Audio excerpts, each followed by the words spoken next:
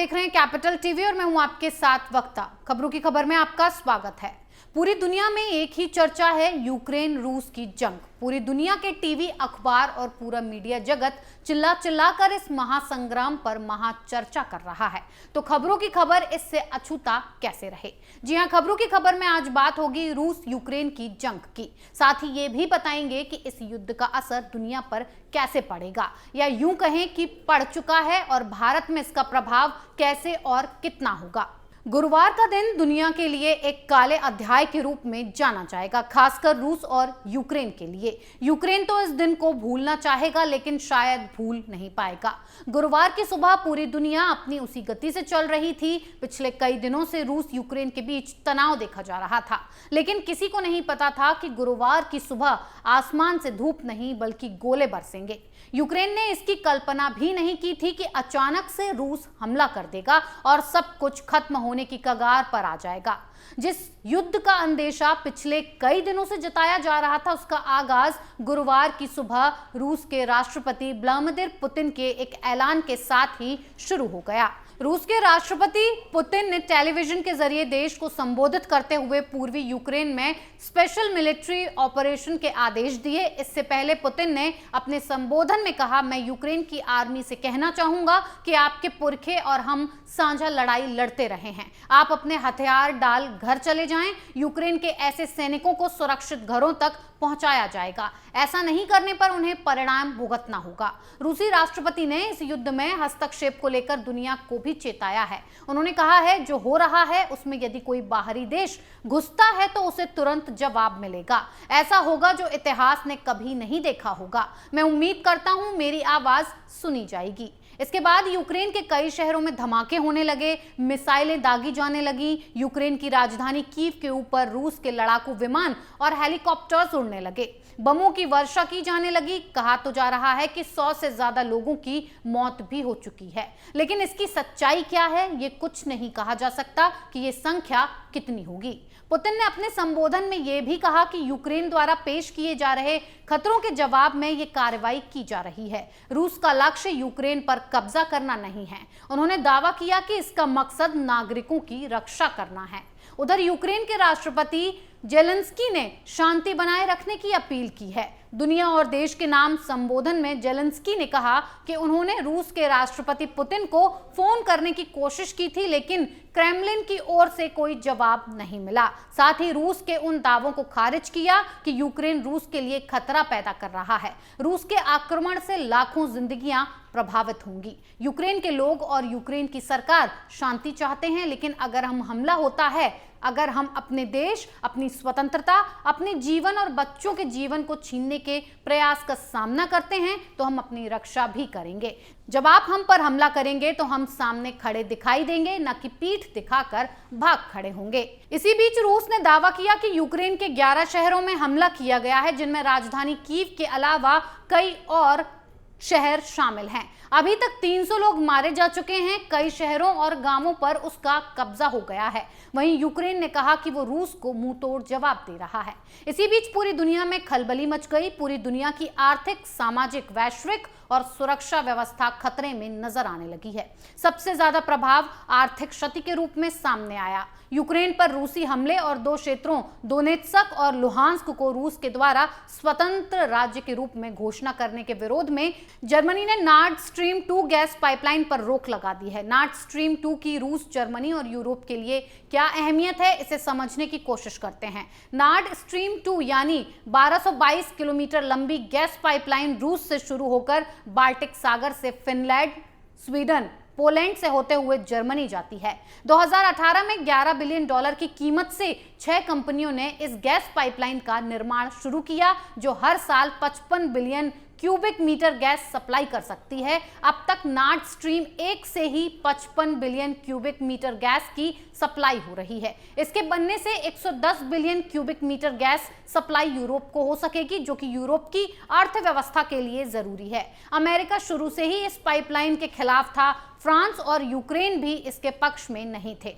2019 में अमेरिका के आर्थिक प्रतिबंध लगाने की धमकी के कारण इस काम को रोक दिया गया था।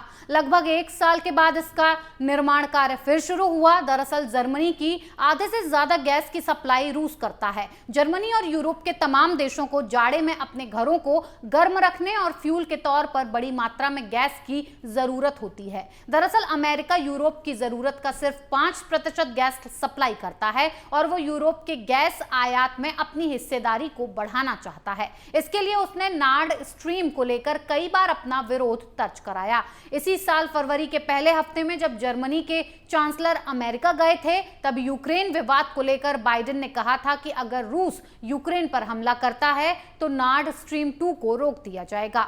जर्मनी के द्वारा गैस पाइपलाइन को रोकने की घोषणा के बाद रूस की सिक्योरिटी काउंसिल के उपाध्यक्ष ने कहा कि जर्मनी के इस कदम से अब यूरोप के लोगों को 1 क्यूबिक मीटर गैस के लिए 2 यूरो देने होंगे। रूस से मिलने वाली ये गैस यूरोप को लगभग 1 यूरो की पड़ती है, यानी अब यूरोप को कहीं अन्य से गैस लेने पर दोगुनी कीमत चुकानी पड़ेगी। दरअसल रूस की 2 प्रमुख ताकतें हैं, एक सैन्य और दूसरा यूरोप का एक बड़ा एनर्जी सप्लायर होना। रूस अपनी इस दूसरी ताकत का इस्तेमाल यूरोप और अमेरिका को ब्लैकमेल करने के लिए कर रहा है। उसे लगता है कि यूरोप की ईंधन को लेकर जो निर्भरता है रूस पर है, उसकी वजह से वो यूक्रेन पर अपना प्रभुत्व जमा सकता है। उसे लगता है कि यूरोप की ईंधन को लेकर जो निर्भरता है रूस पर है, उसकी वजह से वो यूक्रेन पर अपना प्रभुत्व जमा सकता है और यूरोप कोई कड़ा कदम नहीं उठाएगा। लेकिन ओलाफ शुल्ज ने नॉर्ड स्ट्रीम 2 को रोककर रूस को करारा झटका दिया है। अब देखना होगा कि रूस का अगला कदम क्या होगा। रूस और यूक्रेन के इस युद्ध से वैश्विक बाजार में बड़ी उथल-पुथल मची है। एक तरफ डॉलर का भाव गिर रहा है तो दूसरी तरफ सोने का भाव चढ़ रहा है। इस लड़ाई से सोने चांदी से लेकर कच्चे तेल में भारी बढ़ोतरी देखी गई है। सोने की बात करें तो मल्टी कमोडिटी एक्सचेंज में सोने की कीमत साल 2022 में अपने उच्चतम स्तर पर पहुंच गई है। सोने की कीमत में इस अनिश्चितता की स्थिति के बीच 2.15% की तेजी देखी गई। सोने की कीमतें 1400 रुपए प्रति 10 ग्राम के करीब बनी हुई हैं, तो वहीं चांदी की कीमतों में करीब 2% का उछाल देखा गया है। चांदी की कीमतें मौजूदा समय में $24.86 प्रति औंस पर ट्रेंड कर रही है। डॉलर, यूरो, रूबल सबके भाव औंधे मुंह गिरते नजर आ रहे हैं। वहीं अब बात करते हैं कि इस लड़ाई का भारत पर क्या प्रभाव पड़ेगा। यूक्रेन समेत तमाम यूरोपीय देशों में भारत बड़े पैमाने पर दवा, बॉयलर, मशीनरी, मैकेनिकल अप्लायंस, तिलहन, फल, कॉफी, चाय, मसालों समेत कई महत्वपूर्ण चीजों का निर्यात करता है। वहीं दूसरी ओर भारत यूक्रेन से सनफ्लावर ऑयल, लोहा, steel, plastic, chemicals, inorganic chemicals, जानवर, वेजिटेबल फैट एंड ऑयल आदि वस्तुएं आयात करता है। रूस और यूक्रेन के बीच छिड़ी जंग के कारण न सिर्फ यूक्रेन में भारत का व्यापार प्रभावित होगा, बल्कि यूक्रेन से आने वाले सामानों की सप्लाई पर भी बुरा असर पड़ना तय है। लिहाजा यूक्रेन से आने वाली कई जरूरी चीजों की सप्लाई प्रभावित होने से इनकी कीमतों में बढ़ोतरी होना भी लगभग तय माना जा रहा है।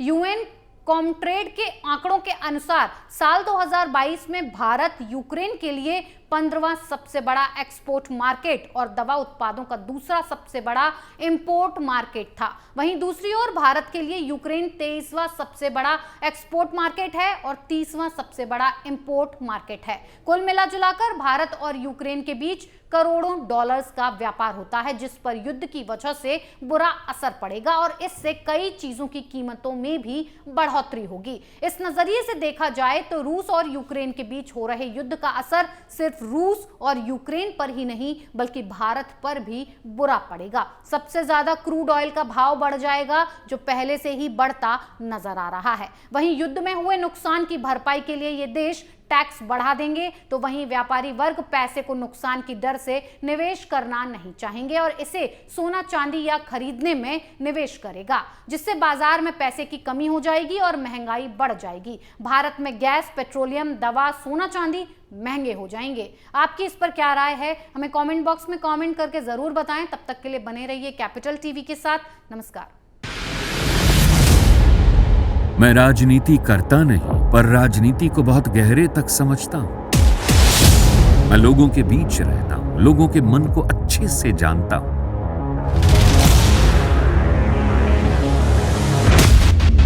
पब्लिक और पॉलिटिक्स की हर नब्ज को खूब पहचानता हूं।